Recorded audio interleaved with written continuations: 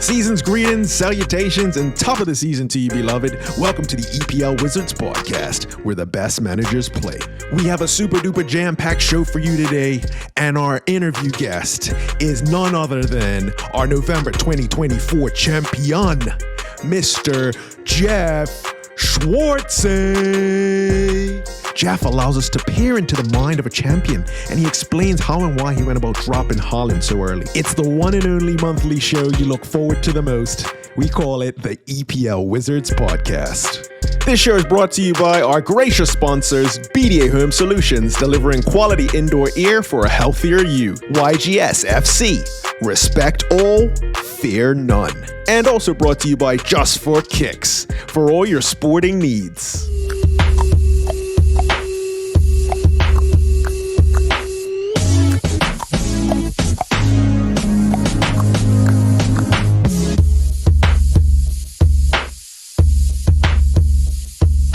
Jeff, congratulations for winning. You are the champion for November. November champ. Congratulations. There are quite a few people, I think, in the run-in for November, just like every other month. What sort of things did you find maybe helped you to get across the finish line in first? To be perfectly honest, I think dropping Haaland. About 4 or 5 weeks ago, and I had Haaland and Salah from the get-go, but Haaland was tanking it a bit. So dropping him, that freed up quite a bit of money, and I was able to disperse the funds, to players that were actually getting some points. So I think that was my game changer right there. Well done. That was a great call. It's one of those things that we've been talking about that for the last 2 years of if you can manage to drop him, you can gain an advantage, but it just hasn't been worth it so far. But man, you picked the perfect arm to drop him. You just need the guts to do it, Yeah, absolutely. So I think the other kind of things that worked in my favor was when people were still captaining Haaland, then I captained Saka, right? I captained Salah. Then when people started captaining Salah, I switched to Saka, and they were always kind of earning me just a few more points than everybody else, right? So that kind of played in my favor as well. So I wanted to ask you, what is your team? Who do you support, and what's the reason for you supporting that particular team? I don't actually have a Premier League team, to be perfectly honest. I'm a Bayern Munich supporter, so always have been, always will be. When it comes to Premier League, I guess I'll support the underdogs. I don't like seeing Man City keep on winning. I like to see a little variety in the winners. I guess this year you could say I've kind of jumped behind Forest. I've had Wood since day one, and he's been paying dividends for me. I definitely will never support Man U. I'll tell you that much. I was going to say, you're supporting underdogs. Maybe you might as well join be a United supporter. Except last week when I had him in another pool, or when I had Man U to win. So that was the 1 week that I supported them. Generally, I just like watching football. I like seeing some upsets, keeping the top of the table kind of a bit more honest as well. No particular team just running away with the title, and I think this year, the big question is, can Chelsea or Arsenal catch up to Liverpool right now? So, yeah. Yeah, I think there's still a lot of game weeks left. You have an answer for that, Bub? You have an answer for I did have I did a little bit of research. So the research that I have done, Jeff and Nate, is that there is 24 game weeks left. So from a fantasy standpoint, 24 game weeks means that's plenty of time for a lot of points for all of us. There's also 6 Crown and Anchors left and 6 monthly winners left between December and May. The last one is there is 5 game weeks between now and the end of the year. So anything can happen. There's a lot of games where points can be won and lost. And as an Arsenal supporter, you haven't answered the question of whether you not think Arsenal will. That's the I question. just said there's 24 game weeks left. So yes, of course, in 24 game weeks, Arsenal can win every game, and all it takes is for Liverpool to lose three, two, 3 games, a couple draws, and I think Arsenal's back in it. Yeah. But That's for my the thinking. you're also got to figure into rotation, injuries. So there's lots of factors that come into play as well. I think that's a good segue to our question time questions. Hopefully, it's not going to be too duplicative, but there were some really quality questions that we got from everybody, and just wanted to say thank you to everybody who posts in the WhatsApp. The banter is great. Nate, I think you do a great job in facilitating some of the back and forth in the WhatsApp chat. Well, thank you, Bob. Yeah, you do a good job. Okay, so first off was Mr. Gordon Cox for question time. So Gordon Cox's question, it was pretty straightforward, I think, Jeff. Will Man City fans return to supporting their old clubs given their dismal form of late? Probably unlikely. There may be a few that go back to their former clubs, but I think their Man City fans are pretty through and through. They've won the last 3-4 championships, so and they're down. But as you said, there's still a lot of games left, right? So anything can happen. They get hot and they can claw back. So we've seen that in the past from City too, where they'll go on a 14-15 game unbeaten run, and all of a sudden we forget all about their troubles in November. Exactly. So so all it's going to take is them really getting hot again, and everyone's going to be right there supporting them still. So Kari had a 2-part question. He asked, you took a 20-point hit total in November and still won. Were you trying to in November, or did it just work out for you? Oh, he's got 3 questions. Sorry. So we'll go one at a time. So we'll start with that one. Were you trying to in November, or did it just sort of happen? And you kind of already answered it. I think I just kind of fell into it, made the right picks, the right moves at the right times, and ended up winning November. and Jay dropping Haaland did it. His second question was, how did you come up with your team name? Basically, I don't think anyone's really ever satisfied with their team 100%. So I'm always making adjustments, trying to, get one up on my mates. And so I'm constantly trying to tactically tinker with my team and improve it and get the best players in, and hopefully not, stay away from chasing points and just go with kind of a little gut feeling and ride the hot hands. Do you think you'll buy Haaland back before January? No. I'm happy with Salah. I'm happy with Wood, Palmer. Hopefully he has he's got a nice run of fixtures, so hopefully, he pulls in some points. Saka, is my other premium player, so I don't see myself getting rid of any of those.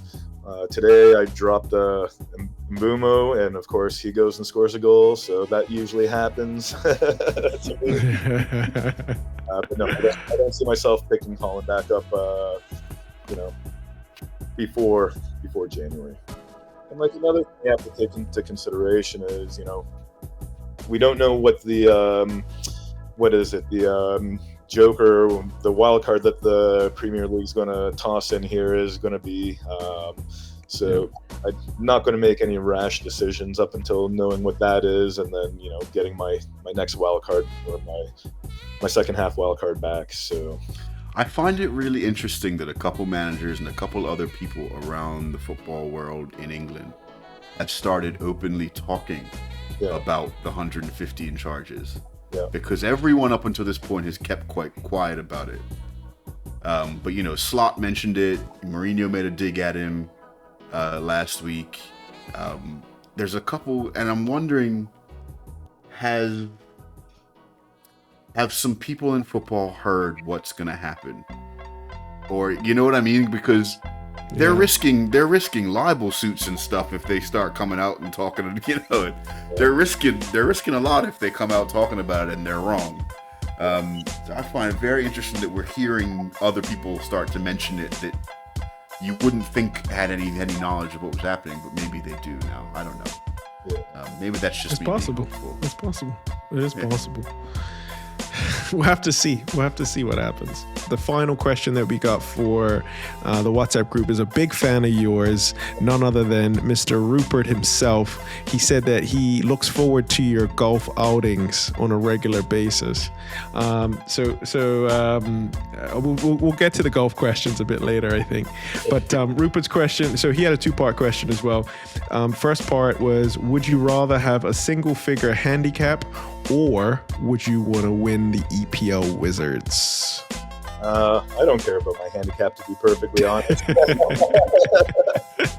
I'll win EPL Wizards and take the money, and then I can go on golf tours anywhere in the world.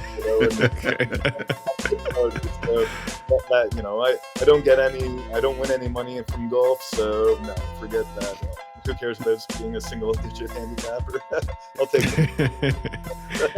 Okay, that's a good answer. I like that answer. I think that's a good answer. As someone who has been a single-digit handicap, I can tell you, yeah, I'd take the money too. I can buy a new set of clubs. I can go. I can go Asia, South America, throughout the US and Canada. Sure, I'll take that $10,000. All right. Second part of that question was your captaining of soccer last week down to talent, planning, and vision, or was it just a bit of luck? I think a little bit of planning and vision, because like I alluded to earlier, I had captain Salah when people were still backing Haaland. Then people started backing Salah, switched to Saka, right? So I've just kind of ahead of the trend. When you're watching the videos and all that, and you're seeing the differentials, and you go for a person who's got a better differential, then it can bode well for you. So it worked out for me the last 2-3 weeks. Okay, so next up is the new segment that we've just started. So this is the question from last week first. So we got another question from Kari. This is going out to you, Jeff. So just to make sure we get the question right, we'll listen to Kari ask it in his own words. If you actually choose this month to go for Manager of the Month, and if you may, just allow me to ask this other question, but if it doesn't make it, I'm fine. What was your strategy, or was there one? And let us know what it was. Maybe this can help out to get some information. Well, I guess I've kind of touched on that a little bit. No, I wasn't really going for Manager of the Month, but as the month progressed, you see, hey, I've got an opportunity. And then just making the right decisions at the right time, getting the right players in, captaining, the right players, and obviously that's a little bit of luck right there. So definitely wasn't gunning for it at the start of the month. As the month progressed, you could say, okay, there's the opportunity, and just kind of ended up winning, and I just won by 1 point, right? So that's all you need there. I think that's it. The elusive and inclusive crown and anchor. Elusive and inclusive. That just sort of came to me. I like it. Let's run with it. I'm down. An extra special congratulations going out to Martin for winning the November crown and anchor. Now let's get over to the Christmas crown and anchor. We are looking, I believe, at game week 19. Is that correct? Yeah, game week 19. Yes, that'll be that's right. Toward the end of the month. Some juicy fixtures in there just after Christmas, right before the new year. Jeff, I'll turn it over to you. I believe you are going to pick your Champion's Choice fixture from that game week. Which one would you like it to be? I'll take the Spurs versus the Wolves, please. Spurs, Wolves. Spurs versus Wolves. Okay, that's Listen, a good with one. Spurs, anything could happen. Spurs, it could be. I have never, and keep in mind, I'm a United fan, but I have never seen a team be so Jekyll and Hyde of just, my goodness. So yeah, that's a great choice. Spurs fixture is a great choice for Champion's Choice. And then we have what the tiebreak will be, which obviously came into use this last month. So it might come into use again. So what would you like the tiebreaker to be in case of a tie? Let me just pull them up here. Game clock time of the last goal of game week 18. That's one of my favorite. That's one of my favorite tie breaks. So the last goal that gets scored in that game week, what time is it registered as? 59th minute, 78th minute, that sort of thing. That's a great one. So it's not, because I think we've done this in the past, Fubba, we've had confusion. It's not the last goal of the Champions Choice fixture. It's the last goal of the game week as a whole. That might happen in the second last game of the game week. It might happen in the very last game of the game week. It doesn't, whichever is the last goal scored in that game week, what time on the clock did it happen? Perfect. So that's the tiebreaker. And then lastly, we need the password to get into the Crown and Anchor. All right, all lowercase, all together, in the money. In the money, which Jeff, of course, is now. In the money. In the money, all lowercase. No Drinks on Jeff. That's all I'm gonna say. Drinks are on Jeff. At all the Christmas parties, I'll be looking for Jeff, and I'll be saying that's great the time guy. to win, Jeff. Great time.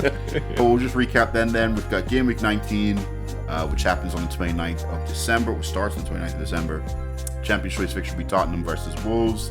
The tiebreaker will be the game clock of the last goal scored in that game week. And the password is in the money, all lowercase, no spaces. Cool. Yep. Very straightforward. And as always, everybody, link will be down in the description to enter the Crown and Anchor. We had 80-something entries last month, which was excellent. So let's do that again. Do you enter most of the time? Yeah. So far every week. Okay, good. I think just the past month I cut it close. I'm like, oh wait, woke up. I'm like, I got to do this. So listen, Yeah. I sent a reminder a week early because I woke up and I thought, oh man, it's Crown Anchor this week, and I had completely forgotten. So I sent a reminder and I looked at the date and I said, oh no, it's next week. So I sent a reminder and acted like I played it off, and I was like, yeah, just let everybody know for next week. But no, that was because I forgot myself. So there's no shame in forgetting everybody, but it's there. It's there. Yeah, I like it a lot. I know a lot of other leagues, you only get paid out if you actually win something due to your selection, your team selection. Crown and Anchor, I think, gives people an opportunity to win even if your team is not the greatest, and I'm trying to put that nicely.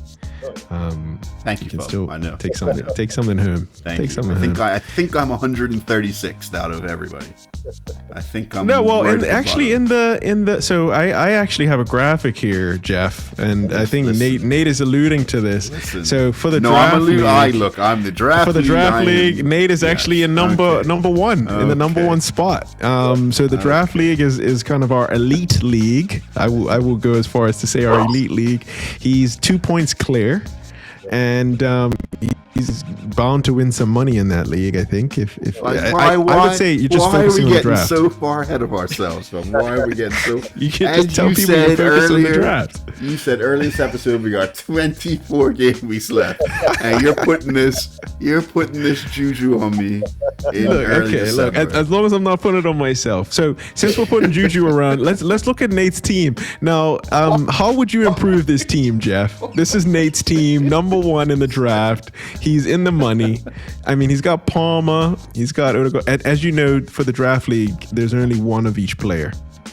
So he can't just drop Odegaard today and pick him up next week. Would you give him any advice as the November winner for how to improve this team going into 2025? Probably get rid of Xerxes. Would be one. Delight, maybe get rid of him. Bruno. I really thought he'd be scoring goals. I really did. Fernandez obviously, can score, and he's on penalties. I need to look at their run of fixtures, but he's capable. But did you have Sal in there? No, I can't remember what pick I had. I can't remember what pick I had. This was last week. As of recording, this was last week's, the most recent week. Yeah. But I think Saka went really quick in the draft, so he probably wasn't available. The order was probably Haaland, Salah, Saka, and I don't think I had one of the top three picks. So I think I ended up with Palmer as my first pick. Okay. Well, that's not bad. I believe. Yeah. Listen, I mean, I'm top I of the think league. you did a great top job. of the table, fella. I'm top of the table. There you go. And 134th in the main league. 134th in the main league. I mean, goodness me. Goodness gracious. That's all right. It's all good. It's all good. Okay, next up, I have for Jeff. I had a golf question for you. What is your favorite golf course in Bermuda, and what's the reason behind it? I'd probably say Mid-Ocean. I'm not a member there. It's just a beautiful course, well maintained, well laid out. You know, I do love going up to Port Royal, especially after the PGA. You know, right after the pros have finished playing there, it's always in pretty good shape as well. But yeah, I'd say those two are my top two go-tos. In terms of social setting, I'd say Belmont. Hey. Yeah, you can't beat it. Yeah, Belmont's nice too. So yeah, I'd say those three would be my go-tos. Very nice. Very nice. I mean, Mid-Ocean's Nate used to one of be those courses that I always say Mid-Ocean's one of those courses that I would, no matter how much golf I was playing, I would always get excited to go play Mid-Ocean. It's one of those courses that just I always got happy. I was like, oh man, I got to go play Mid-Ocean today. Different life for me though, Fub. Different life. I know. I was gonna say a few lifetimes ago, you were all about that. All about that life. A few lifetimes ago, I was playing golf professionally. That's all done with that now. Yeah. Now I can barely lift my right arm above my head without my shoulder crying out in pain. Drastic change. Very different. Yeah. That's how the circle of life goes, Nate. It keeps going around and around and around and around. We're utilizing my golf career perfectly. I think that's just it's over and done, finished. I reached my peak and then swift descent. I've only actually just recently started golfing. Like during COVID is when I picked up a set of golf clubs. You know, so. Which sounds like you're hooked. I mean, it sounds like you one of your go-tos now. Oh yeah, you know, every Saturday, Sunday for the most part, I'm out there. You know, despite weather conditions, but yeah. I mean, it's a fantastic hobby, man. It's a great sport. You get exercise, good banter. You know, every hole is different, every round is different. You know, it's an emotional roller coaster a lot of times. Very true. Very true. No, it's good fun, and you meet a lot of good people out on the course as well. So. Yeah, it's great to have. I hope you don't mind me mentioning that you are a teacher at our old school, Nate and I's old school. So yeah, I just find it so fascinating to meet people from all walks of life through the league. So thanks for being a part of it. Thanks for having me. Hopefully this is not the last time that we see you on the show. Maybe we'll see you on the golf course as well. At some point. Now that I've won November, now I'm going to gun for the overall championship. So. There we go. Oh yeah, let's keep the momentum. Keep it going. Let's win it. So. Yeah. Cool, Jeff. All right, man. Have a good night, man. Yeah. Take Cheers. Night. Yeah, I'm going on Boxing Day. I'm flying out to Japan for. I did not know that, Nate. Almost 3 weeks. I said to myself, if I'm gonna go to Japan, I said I want to fly an airline. I want to fly a plane I haven't flown yet that I really want to fly. So I wanted to fly either a Dreamliner or an A350. So that was my goal. I said I'm gonna try and find a flight that I can get on either a Dreamliner or an A350. So I'm on Japan Airlines' A350 from New York all the way to Tokyo, direct 14 hours on their flagship A350 for Japan Airlines, and I bought business class too. No way. Yeah. Can you do like some sort of like video, or can you take pictures at the very least? Pictures. So I did premium economy going over, but business class coming back. So I'll be in Japan Airlines. Their flagship. This is their recent flagship. So they used to do this 777 was their flagship, but they recently this year they moved to the A350 1000. They only have I think 5 of them right now, and so all the interiors brand new. That's amazing. And their business class product on the A350 is meant to be insane, and I think I'm more excited for the flight than anything. I think the flight's what I'm like. I would be like, too. Look, get me on that plane. I just want to see that. I want to see that. An A350 in business class. Yeah. Oh my gosh, Nate. Yeah, you are gonna be living life, and they're gonna treat you like a king. Yeah, you deserve it, man. Everybody, this is our last show for 2024. That's true. 2024 has been a great year. Thank you for everybody who's watching. I know some people who watch are in the league. Some people who watch are family and friends of people in the league. So really just wanted to say Merry Christmas, Happy New Year to everybody. And also thanks to you, Nate, for all the many hours and all the energy. I know I was messaging you yesterday about graphics and stuff. So thanks for everything. Yeah, but you're messaging me about graphics because you've already spent hours doing the graphics. So that's the thanks. Yeah, the thanks should go to you, Fab. You spent a lot of time and effort on this league, and it goes. It's very appreciated. But yeah, happy holidays to everybody and happy New Year. And look, let's hope that United pick up their game in 2025. This show is brought to you by our gracious sponsors, BDA Home Solutions, delivering quality indoor air for a healthier you. YGS FC, respect all, fear none. And also brought to you by Just for Kicks, for all your sporting needs.